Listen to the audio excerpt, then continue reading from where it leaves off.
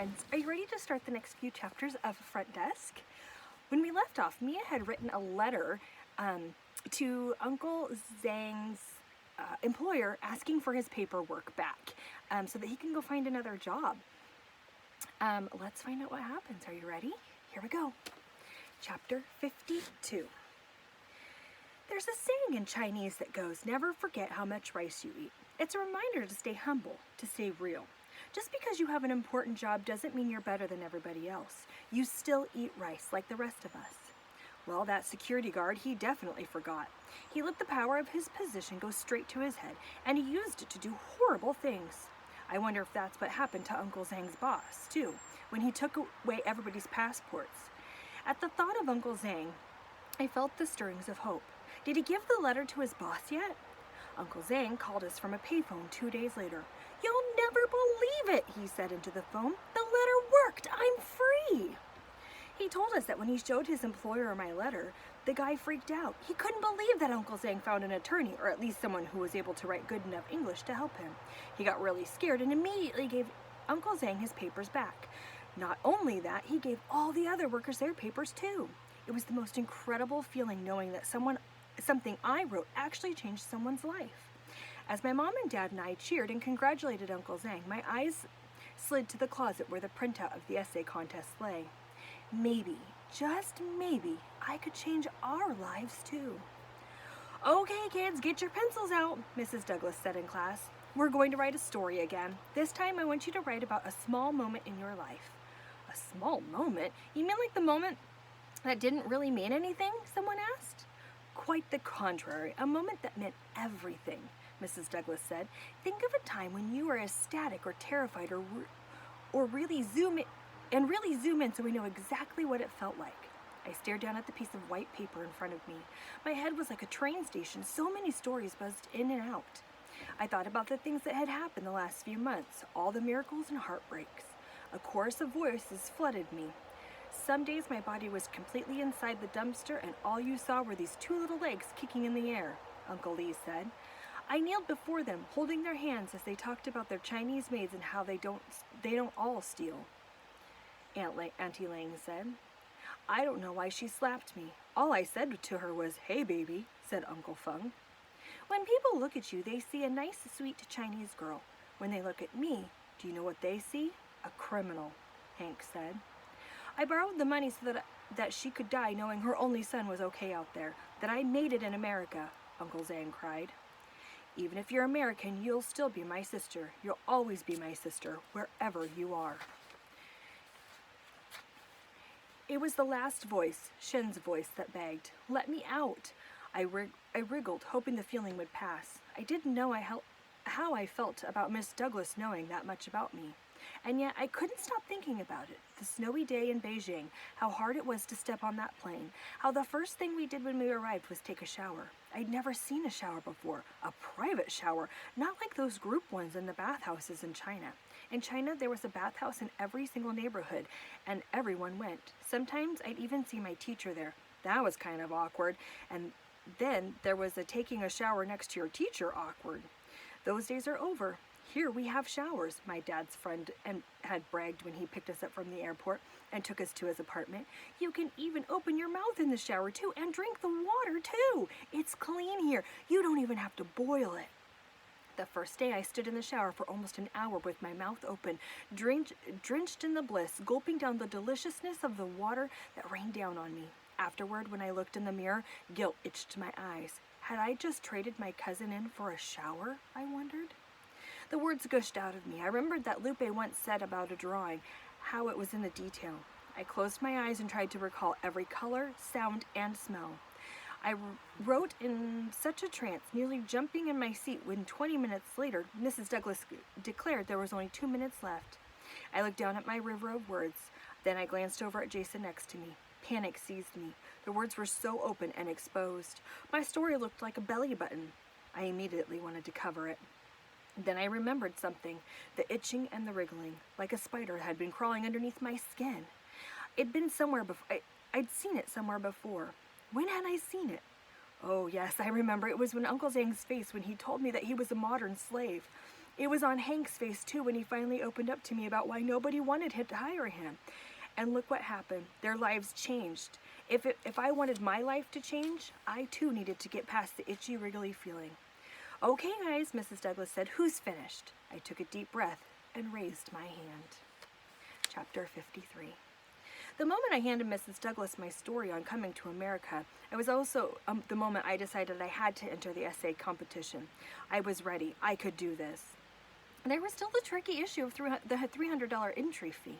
I'd been so preoccupied with finding out who stole the missing car that I hadn't been putting out my tip jar. When I went home and fished out the entry form, panic filled my lungs. The deadline was in less than a week. There was no way I could get $300 in tips in that time.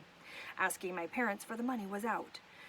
It was the holiday season. You'd think the holiday season would be a busy time for motels, but surprisingly it's not. Folks would rather stuff themselves inside a tiny closet than have to stay in a motel over the holidays. So I couldn't ask my parents. That left only one option. My eyes slid down to the bag underneath my parents' bureau. The lucky pennies. I knew they weren't my lucky pennies. They were our lucky pennies. I thought about the look on my dad's face whenever we found one of those rare ones, like Christmas morning. He was so proud of them. I knew if I told him, he'd never let me sell them. He was always talking about how much they'd be worth one day, how they'd appreciate in value over time. He never let me do it. He'd kill himself scraping together the $300 some other way, probably by skipping meals and not buying Mom a Christmas present. And that I couldn't let him do. Not after everything they've been through this year. So I took the bag of special pennies and I headed over to Hank's. Hank looked down at the bag. Are you sure about this? Hank said. I'm positive, I said to him. I explained to him why I needed the money. Hank nodded and agreed to go downtown first thing tomorrow before his shift. I gave him the address of a street in downtown LA where they traded rare and valuable coins and stamps. I looked it up in the library. Before I handed it over to him, I took one last look at the pennies. I held them to my cheek and kissed them goodbye. I'm going to miss you guys, I whispered. The next day, Hank returned with $312. I sucked in a breath as he handed me the crisp bills. Here you are, he says as he handed me the last of the bills. Now go win a motel. I will, I said with a grin. Our luck is going to change, Sue. I can feel it in my bones. As the honeycomb sun dipped lower in the sky, I sat hunched over at the desk and wrote my story. If I Owned a Motel by Mia Tang. If I owned a motel, I would treat every customer like family. I would bring all my guests an extra blanket or a hot water bottle if they were cold. I'd make them a cup of tea if they were having a bad day, and I would get it out of them what happened, because sometimes terrible things happen, and there's nothing more terrible than not having anybody to tell it to. Then, after they tell me, I would try and help them. Sometimes problems seem humongous in your head, but if you tell someone, you'll be surprised what can happen. After we solved it, we can celebrate together by playing Monopoly, after dinner, or jumping into the pool together. Life's short, and it's important to celebrate the good stuff when it happens. I would also protect myself and my customers by putting a security camera, bulletproof glass inside the front office, and a gate so that cars can't get stolen. I would charge customers $20 per night for a room, but give them a discount if they were a weekly, because the weeklies have been living there for a long, long time. And that's a lot of pay every day. If I win your motel, I promise to always treat it with love, kindness, and respect. Your motel won't just be a business, Tibby. It will be home. Hank came into the front desk just as I was finishing my essay. I handed it to him. What do you think? I asked him when he was done reading. It's wonderful, he said. Just wonderful. Is the grammar okay? Do you think I should add anything? I asked. I wouldn't change a thing, Hank said. His steady eyes looked straight into mine, and years of doubt melted away. So this is it then, I said. I should just mail it? Hank reached down, dug out a card from his back pocket, and handed it to me. It was Lupe's comment card, the one that said, "You can't win if you don't play." I smiled. The next day, I mailed my essay. Chapter 54. At school that day, we had a substitute. Mrs. Morgan had big, thick glasses. Whereas Mrs. Douglas was chatty and loud, Mrs. Morgan was soft-spoken and cautious. It's only my second time teaching, she explained to us. Some of the other kids, when they heard this, had immediately started chatting and talking right over Mrs. Morgan, even when she clapped her hands 2 short times and 3 long times, which was our class sign to pay attention. "Really, guys, I must insist you pay attention," Mrs. Morgan said quietly, which prompted Jason to cup his ear and ask, "What did you say?" The other kids thought this was really funny and burst out laughing. Jason was delighted. For the next half an hour, whenever Mrs. Morgan said anything, Jason would blurt out, "Huh? What did you say?" I kicked Jason repeatedly under my seat to tell him to knock it off, but he ignored me. By lunchtime, Mrs. Morgan had lost all control of the class. Now kids were openly raising their hands and saying, Miss Morgan, I have a question," then covering their mouths as they disintegrated into nonstop giggling. As we filed out one by one for lunch, Mrs. Morgan crumpled into her chair. I went back to the classroom during lunch to grab a copy of my story for the essay contest so that I could show Lupe. As I was about to walk in, though, I heard sniffling. Mrs. Morgan was on the phone. I snuck a peek. Her glasses were on the desk and she was rubbing her eyes. I'm just not cut out for this," she said on the phone. "You don't know what it's like, Wilma. The kids hate me." I immediately froze. I backed up against the wall next to the open door. I dared not move, afraid that Miss Morgan might hear me and know that I had heard. She'd be so embarrassed. "Maybe I just don't have what it takes to be a real teacher," she said, weeping into that phone. The lunch bell rang and Miss Morgan quickly got off the phone. I waited until some other students filed in first before slipping in too. As soon as the class resumed, Jason started doing the thing with his ear again. "Huh? I really can't hear you. This isn't church," he shrieked. The other kids laughed again. Jason looked around the room, very pleased with themselves. "And you don't look like a nun," he added. Another monstrous wave of laughs. Mrs. Morgan looked like she was about to cry. "Can I talk to you?" I asked Jason. Jason looked at me like I just asked him if he wanted to do the foxtrot. No," Jason said. I raised my hand. "Mrs. Morgan, I just remember Jason and I need to go to the gym and tell Mr. Hankin, the PE teacher, which kids are absent today." I lied. "Can't we just call him?" Mrs. Morgan asked, picking up the phone. "No," I said, he's out in the field." "No, he's not," Jason protested, but I kicked him hard under the seat and he shut up. Mrs. Morgan nodded and said we could go. When we went outside, I turned to Jason. "What are you doing?" I asked him. "What do you mean? Why are you giving Mrs. Morgan a hard time?" I said. "You mean Mrs. Mousy?" he laughed. "It's not funny," I said. "Seems pretty funny to everyone else." "Well, I'm not everyone else," I said, "and neither is Mrs. Morgan. Did you know I overheard her talking to her friend on the phone, and she said she didn't know if she had what it took to be a real teacher, and she was crying?" "So?" Jason snapped in the tone that reminded me so much of his father. I wanted to throw my hands up and walk away, but I didn't walk away. Instead, I said very softly, "You don't have to do this." "To what?" he asked. I looked into his eyes. "You don't have to be your father," I said. Jason didn't say anything back. He just turned and walked back into the classroom. He didn't say a word to me for the rest of the day, but he didn't make fun of Mrs. Morgan again. I didn't expect to see Jason again after school, but later that day he showed up at the motel. Mr. Yao's car roared into the motel around sunset with Jason in the passenger seat. I immediately tossed the baseball cap onto the front desk. Then I froze. 2 Chinese immigrants had come in about an hour ago. I'd put them in room 6. "They're here. Chinese visitors were here, and so was Mr. Yao." Frantically, I ran out the back door so Mr. Yao and Jason were getting out of the car. "Mom! Dad!" I yelled and racing up the stairs. "Mom! Dad! What?" Mr. Yao asked. At the sound of Mr. Yao's voice, my parents rushed out of the room. My mom glanced at me and was over at room 6. We weren't expecting you, Mr. Yao," she said. Mr. Yao didn't even look up at my mom. He turned his attention instead to the rooms, which now that it was getting dark outside was starting to light up one by one. "You know, I've been hearing this disgusting little rumor about a motel that's been hiding Chinese immigrants in their rooms," he said. My dad laughed nervously. "Where did you hear that?" he asked. "That's crazy." "That's not what I said. That's what I said. Not only is it crazy, but stupid. Who's ever stupid enough to do something like that is bound to get caught, and when they do, you will never work in this country again. Never."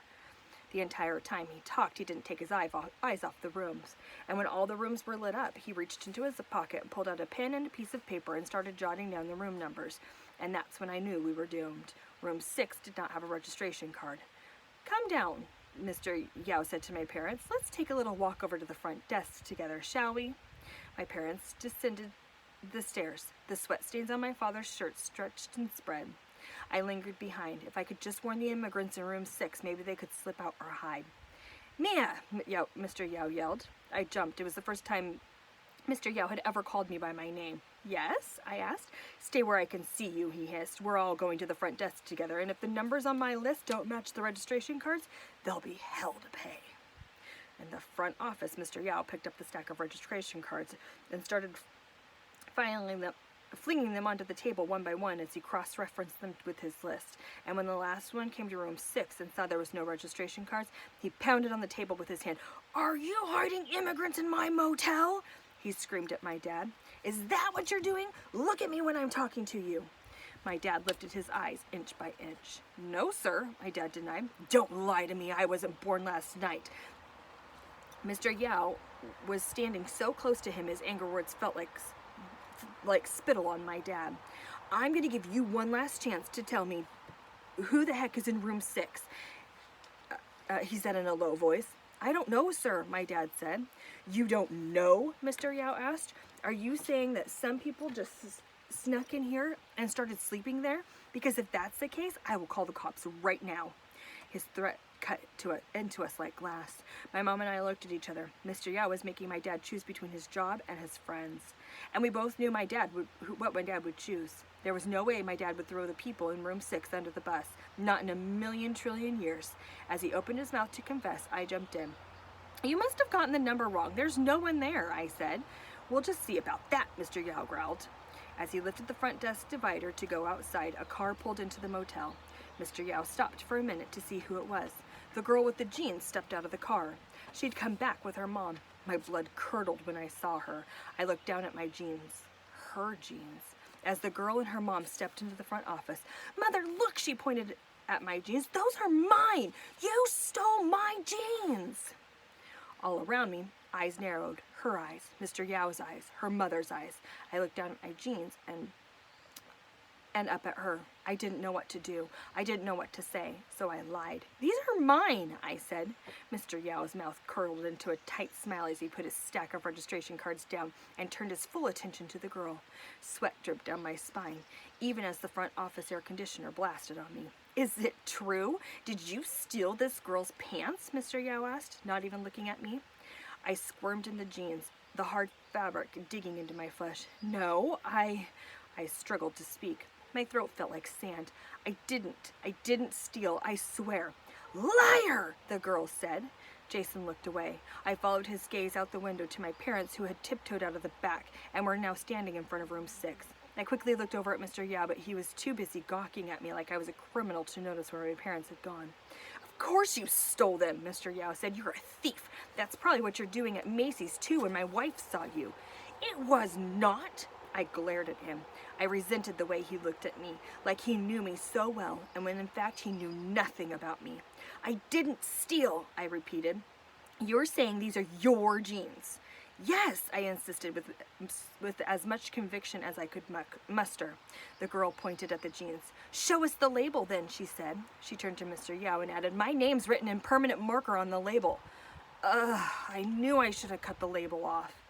"Do it or I'll do it," Mr. Yao commanded. He took a step toward me. Before he could dig his gross fingers into my jeans, I reached behind and squeezed my eyes shut and pulled out the label. There, in all bold, shouty caps, was the name Polly, written in permanent marker. "Take them off," Mr. Yao barked at me. "Now!" Polly smirked. She was clearly enjoying this. Mr. Yao pointed to the manager's quarters. "Go," he said. I limped into my room and quietly closed the door. The jeans felt hot to my touch. I peeled them off like bark, stomping them onto the cold floor in my socks. Tears pooled at the base of my eyes as I stared at the jeans. Hours ago, my friend, my pride, and now my shame. I got out my ugly floral pants and put them back on. Fear pressed on forward. The fear that if I didn't emerge from my room, they'd come barging in. "Here," I said, handing the jeans back to the girl. I didn't apologize, nor did I cry. I refused to give Mr. Yao the satisfaction. All right, friends, that's it for today. I will see you next time.